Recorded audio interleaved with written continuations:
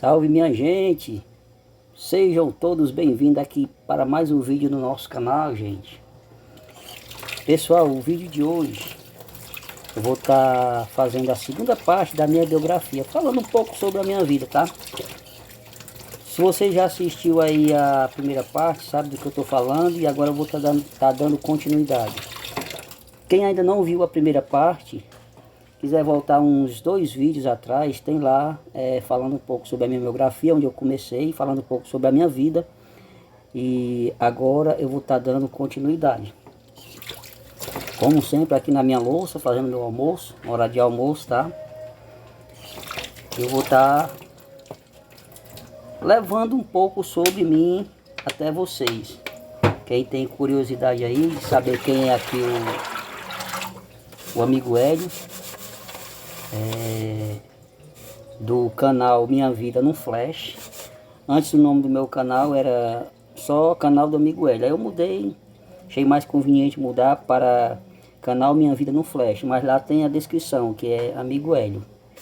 Quem achar difícil chamar o nome do canal, canal Minha Vida no Flash, que é muito grande realmente, só chamar o amigo Hélio lá no canal do amigo Hélio que dá certo, tá bom, minha gente? Bom, minha gente, como eu já falei nos vídeos anteriores, né, eu sou filho único assim, único homem da minha família, que a minha mãe teve 8 filhos, como eu falei, faleceram 5 e restaram 3, minhas 2 irmãs, mais eu de homem, né? E minha mãe teve que sair de casa muito cedo para cuidar da gente, cuidar de mim e das minhas outras 2 irmãs, porque o nosso pai, como eu já falei, vou repetir, ele saiu de casa. A gente era muito pequeno, eu tinha uns 2 para 3 anos de idade. A minha irmã mais nova tinha 1 aninho de idade. Minha irmã mais velha, eu acho que ela tinha uns 10 para 12 anos. Quando ele deixou a gente, quando ele saiu de casa. Porque naquela época, gente, no interior, era tudo muito mais difícil, tá? E meu pai com a minha mãe casaram-se muito novos. Minha mãe com 14 anos, gente, casou. Meu pai, acho que com 20 e poucos anos, casou. Rapaz ainda na flor da idade. E sabe como é a vida de nordestino sofrida, né? E o nordestino sempre tem aquela de ir para o sul, para São Paulo. Com meu pai não foi diferente. Isso já vem há muitos anos, essa questão do nordestino migrar para São Paulo. Quem é aí de São Paulo sabe o que eu estou falando, conhece muito nordestino. Quem é nordestino que mora em São Paulo também sabe o que eu estou falando. E meu pai foi nessa viagem. A história da gente, a minha história, a história da minha mãe, a história das minhas irmãs, se baseia, como é que eu posso dizer, na saída do meu pai para São Paulo. Eu não sei se ele realmente foi a trabalho ou se ele realmente tinha a intenção de abandonar a família, porque era um rapaz muito novo. E rapaz novo não tinha nada na cabeça, que ele era curtir a vida. E ele pensou ter casado muito cedo, já constituído família.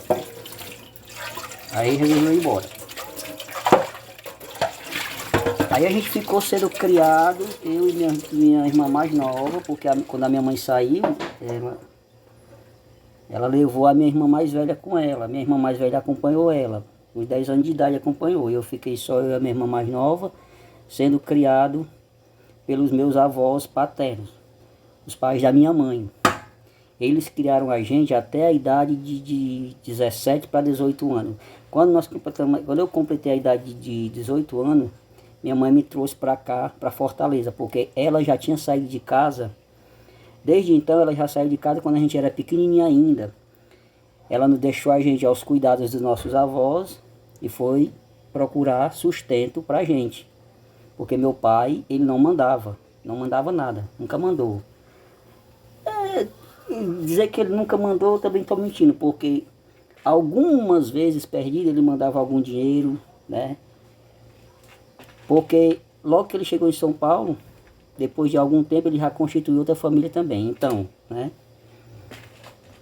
Ou seja, pelo modo de pensar, na cabeça dele já se passava ele abandonar a família daqui do interior do Ceará para São Paulo e constituir outra família. Conheceu a cidade grande, Caba Matuto do interior, casou novo, fez filho novo.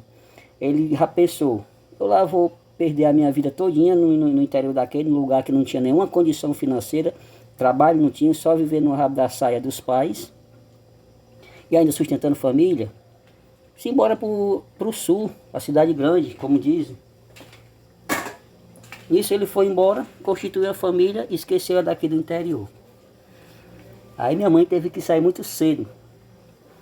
Aí atrás de trabalho pra gente e deixou a gente com nossos avós, como eu já falei. Aí essa história, eu vou contar essa história toda para vocês, da saída do meu pai, da nossa vida cotidiana lá no interior, o que aconteceu com a gente, o que não aconteceu, porque lá a gente tinha também a mãe do meu pai, que é a minha avó paterna, né? Mas isso aí é uma história que não adianta eu contar, porque são feridas profundas, tá? E que, a meu ver, já sararam, mas eu não quero arrancar cascão dessa ferida, tá, gente? Não vale a pena, não vale a pena. Quem da família do meu pai hoje é vivo, e se por acaso assistir esse vídeo e ver, sabe o que eu estou falando, tá entendendo? Conhece a nossa história, quase todo mundo da família do meu pai conhece a nossa história. Quem deu apoio a ele, para ele não voltar para a família original, também sabe. Inclusive a própria mãe dele, minha avó, não adianta esconder que ela deu muito apoio a ele para ele não voltar. Ela deu muito apoio a ele, foi para ele constituir outra família aí em São Paulo. E graças ao meu bom Pai do céu, que Deus, ele viu o nosso sofrimento da minha mãe, o meu sofrimento, e hoje eu estou aqui contando a história para vocês. Minha mãe conseguiu, com muito esforço, com muito trabalho, com muita luta, que é a história da minha mãe, gente. Eu sei que tem muita gente guerreira, muita mulher guerreira, e passa por situações parecidas, passaram, ainda passam, mas se eu for contar a história da minha mãe, minha gente, como eu já falei no vídeo anterior, são dias, meses, anos contando, tentando decifrar a história. A história de... Fala, meu Deus. A história de vida dela e a nossa. Então, voltando para mim, para minha pessoa, quando eu cheguei aqui em Fortaleza, como eu já falei para vocês, comecei a trabalhar e eu cheguei em 96 e logo constituí uma família.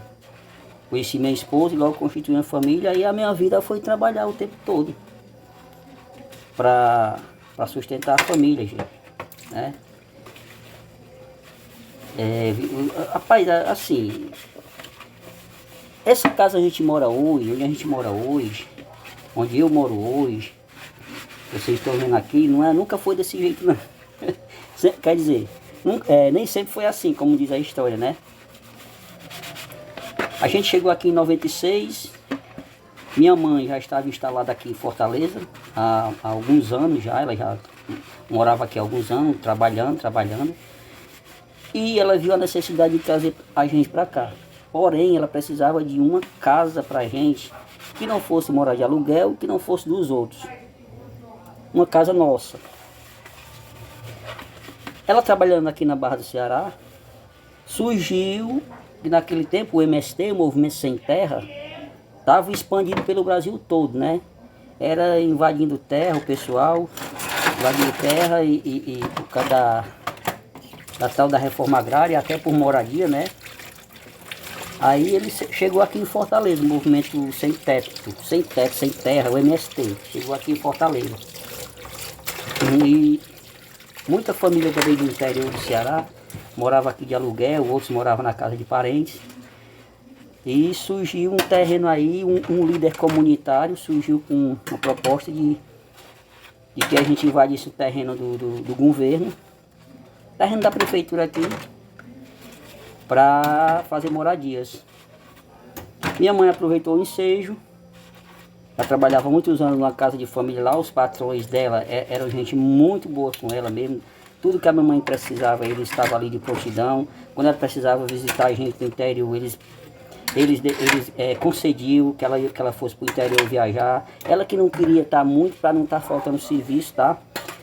Os patrões sempre nos mandavam as coisas para lá e era desse jeito. Aí ela em conversa com ele, ela disse, ó, eu preciso, tá surgindo isso assim assado, invasão de terreno assim, desse jeito desse, e eu preciso assim assado. E o patrão deu todo apoio a ela. Pelo menos essa história que ela me contou. O patrão dela todos os apoios, ela ficou. Ela tirou uma semana de folga para ir visitar esse terreno mais pessoal. Juntou aqui 1.800 famílias, foram, invadiram o terreno lá para a banda do bairro chamado Prefeito José Valdo, invadiram esse terreno lá.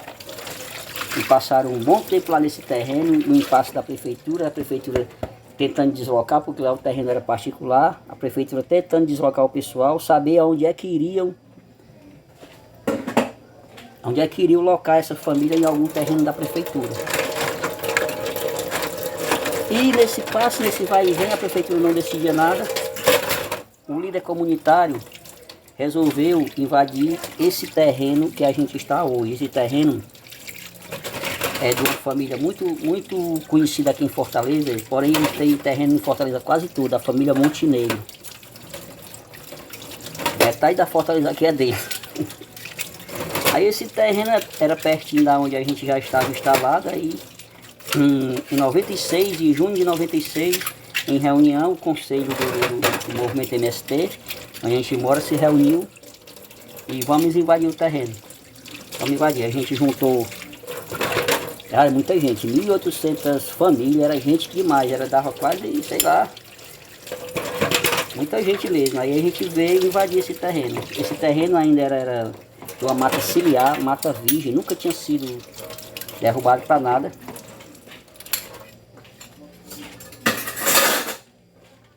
A gente chegou armado de foice, de machado, de facão, de enxada, de faca, de canivete, de estilete, de gilete. Enfim, a gente com as famílias conseguimos derrubar isso aí em menos de 2 semanas. Toda a mata que você poderia imaginar assim, mata virgem, mata com madeira centenária, estava no chão, tinha ido por abaixo. Começamos a fazer os barracos, todo mundo fazendo seus barraquinhos de lona mesmo, e pai, era aquele aglomerado. Eu sei que passou-se 2 anos para poder a prefeitura entrar em acordo com o dono do terreno, e o dono do terreno cedeu o terreno para a prefeitura. Ceder não, né? Diz ceder, mas ele não cede não é assim não. A prefeitura deve ter pago alguma coisa para o dono do terreno ceder assim.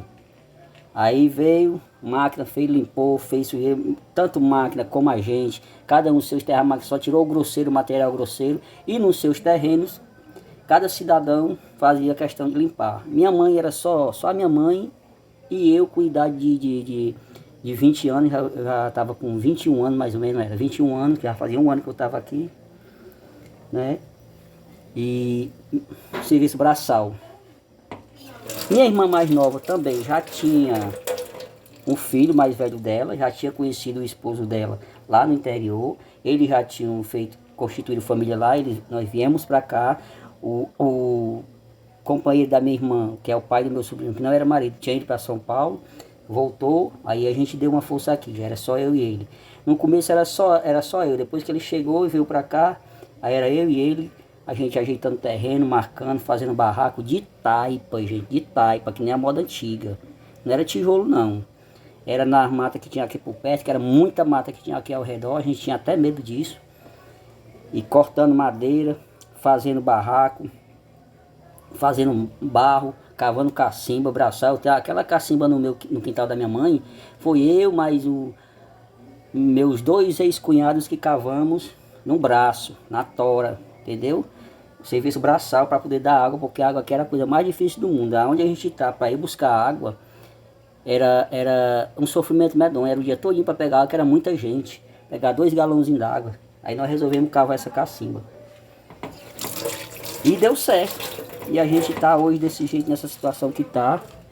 E como eu já falei para vocês, eu não consegui fazer a minha casa ainda. nesse tempo, nesses 20 e poucos, vai fazer 27 anos que a gente está aqui. Eu não consegui fazer a minha casa ainda toda, esperando pela prefeitura. E depois que eu fui botar o pé no chão para fazer, como eu já falei, eu já tinha família, 3 filhas, e o salário pouquíssimo.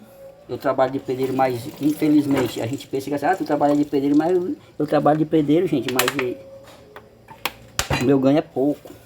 Relativamente, uma diária de R$ 120, eu trabalhando de segunda a sexta, não tenho carteira registrada, não tenho nada, são R$ 600, mas o consumo de casa para tudo que você possa imaginar.